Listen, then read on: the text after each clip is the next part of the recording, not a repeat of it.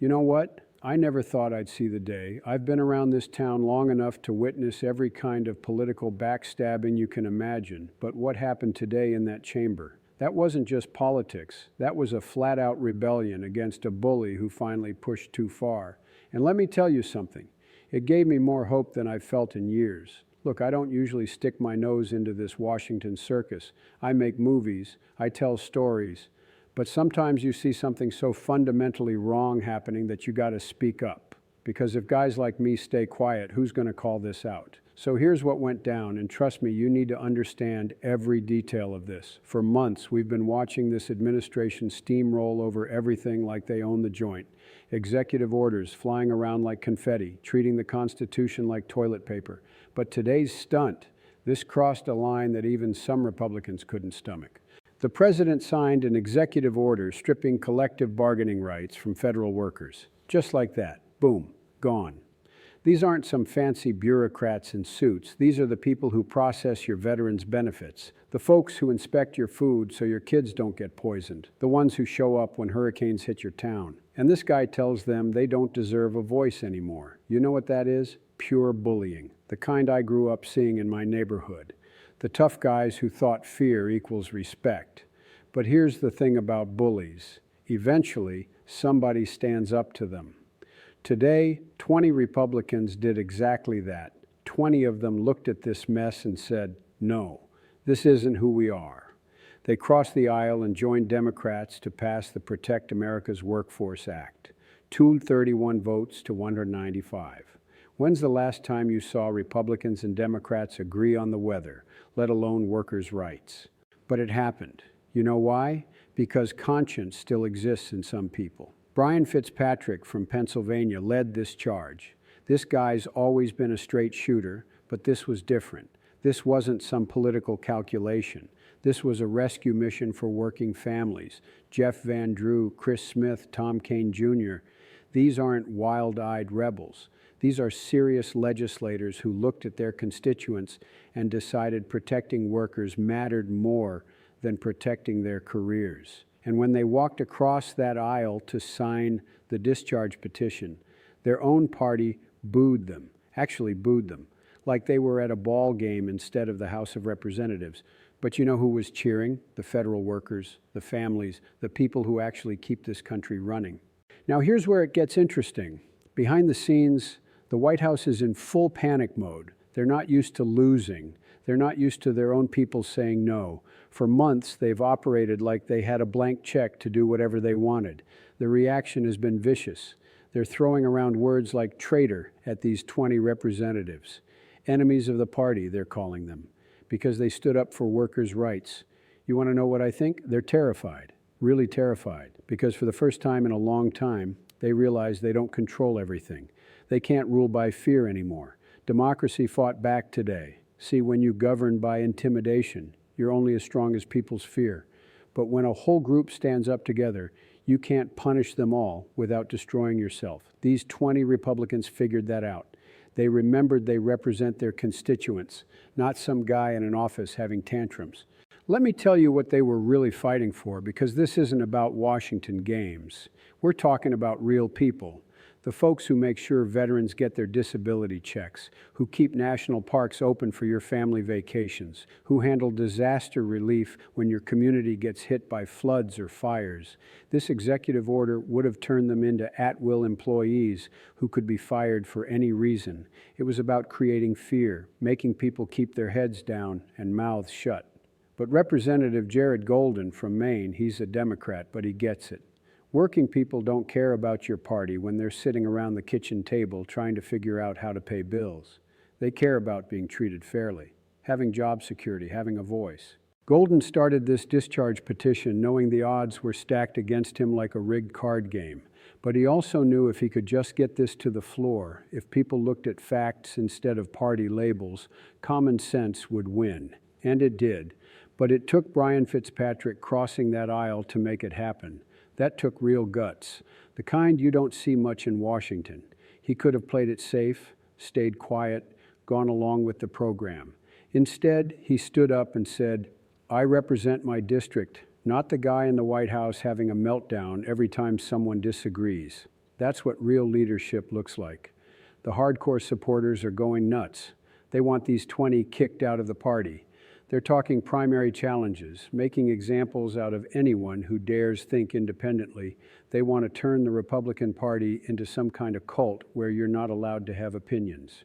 You know what that reminds me of? The tough guys from my neighborhood who demanded respect but never earned it, who thought if you scared people enough, they'd follow you anywhere. But here's the thing about bullies. They're usually cowards underneath, and when people stop being afraid, when they realize the bully is all noise, everything changes. Americans don't like bullies. We never have. The more this administration attacks these 20 members, the more they show the country who they really are. They're showing they care more about control than people. Speaker Johnson got embarrassed today, too. His whole job is keeping his people in line, counting votes, delivering when it matters.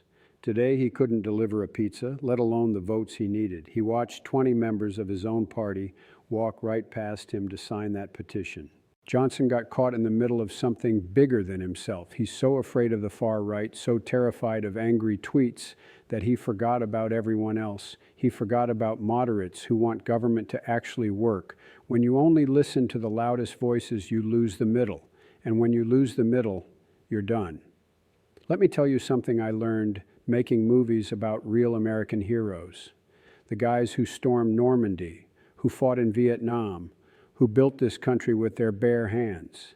They didn't do it for party politics, they did it for something bigger, for the idea that in America, everybody gets a fair shot, that working people have dignity, that nobody, and I mean nobody, gets to push around the little guy just because they can.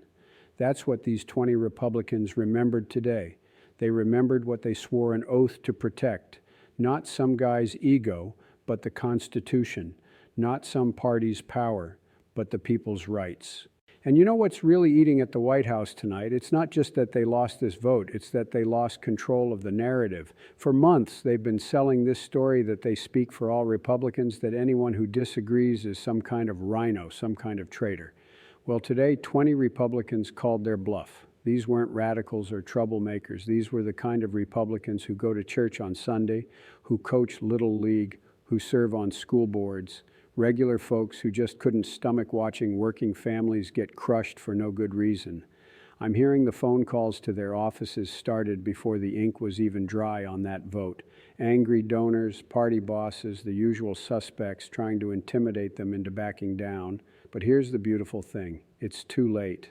The vote's done. The precedent is set, and other Republicans are watching. But here's what really fires me up.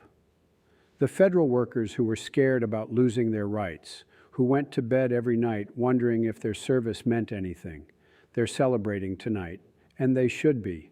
For months, these people showed up to work with knots in their stomachs, wondering if they still mattered. They felt powerless, like the system was rigged against them. But today, the system worked. Democracy worked, because regular people refused to give up hope. This isn't about politics or Twitter fights or cable news shouting matches. It's about dignity, respect, the fundamental idea that if you work hard and serve your country, you deserve to be treated fairly. You shouldn't have to worry that some politician's bad mood will blow your career away. The president thought he could wave his hand like a king and make it all happen. Executive orders, shortcuts, bypassing Congress like they don't exist. Well, today Congress reminded him we have 3 branches of government for a reason. Nobody gets to be king in America, nobody. That's what we fought a revolution to get away from. But let me tell you what really happened in that room when the vote count hit 218. I heard from someone who was there. The silence was deafening. Then you could hear a pin drop, followed by gasps that rippled through the chamber like an earthquake. Even the cameras stopped moving. The reporters stopped typing. Everyone realized they were witnessing something historic. The president's closest allies, they were frantically making phone calls, trying to flip votes at the last second. But it was too late. These 20 Republicans had made their decision, and they weren't backing down. You know what this reminds me of? A movie I did years ago about standing up to corruption. Sometimes art imitates life, but today life was more dramatic than anything Hollywood could write. Because this wasn't scripted. This was real people making real choices that will affect real families. Twitter exploded within minutes. She protect workers' rights started trending. Fox News cut their regular programming. CNN broke in with special coverage. But you know what the most telling reaction was? The silence from certain quarters. The people who usually have something to say about everything suddenly had nothing to say. And here's something that'll blow your mind. I'm hearing rumors that more Republicans wanted to cross over but were too scared. Too scared of the tweets, the primary challenges, the angry phone calls. But these 20, they found their courage when it mattered most. What happened today isn't just about federal workers or collective bargaining. It's about whether we're still a democracy or we're sliding towards something else, something darker, something that looks more like the countries my characters fought against in those war movies I made. The phone calls to these 20 Republicans tonight are going to be brutal. The pressure campaign is just beginning. But they opened a door that can't be closed. They showed other Republicans that you can stand up to a bully and survive, maybe even thrive. This is just the beginning, folks. Mark my words, this vote changed everything, and I'll be watching. You know, my father always told me that courage isn't about not being scared. It's about doing the right thing when you are scared. These 20 Republicans were scared today, but they did it anyway. That's America at its best.